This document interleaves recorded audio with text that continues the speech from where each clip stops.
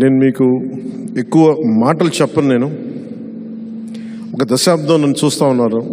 పిఠాపురం నియోజకవర్గాన్ని గెలిపించి నాకు అవకాశం ఇవ్వండి అంటే అడగంది అమ్మైనా పెట్టదంటారు.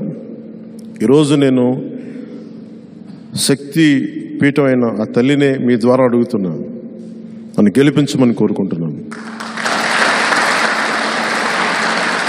ఈ గెలుపు నా కోసమో కాదు, నేను పోరాటానికి నాకు మరింత బలం చేకూరుస్తుంది.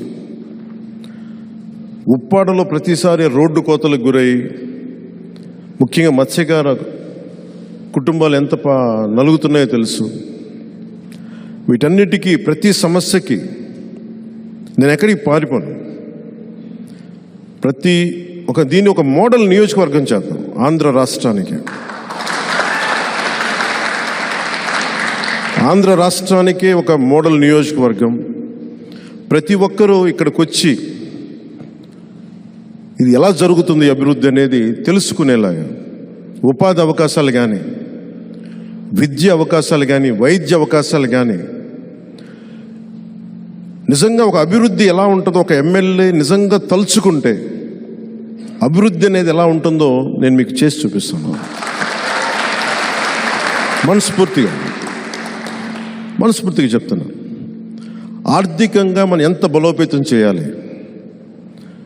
ఎక్కడ మహారాష్ట్ర నుంచి వచ్చి అక్కడ రైల్వే లైన్ అక్కడ ఇబ్బంది అవుతుంది, మహారాష్ట్ర నుంచి వచ్చే భక్తులకి దానివల్ల ఆదాయం ఎలా పెరగాలి, వీటన్నిటి మీద నాకు చాలా సమగ్రమైన అవగాహన ఉంది. అందుకే నేను ఒక్కటే మాట ఇవ్వండి, ఈరోజు మీరు జాయిన్ అవుతున్నారు. మీతో మొట్టమొదటిసారి పిఠాపురం నా అన్నదమ్ములకి, నా అక్క చెల్లెలకి, పెద్దలకి, అందరికీ ఈ సభ తరపుని చెప్తా ఉన్నాను. మొట్టమొదటి మాట, ఒకసారి నేను పని చేయటం మీరు చూస్తే మీరు నన్ను ఇంకెప్పటికీ వదలరు. అంత పని చేస్తాను.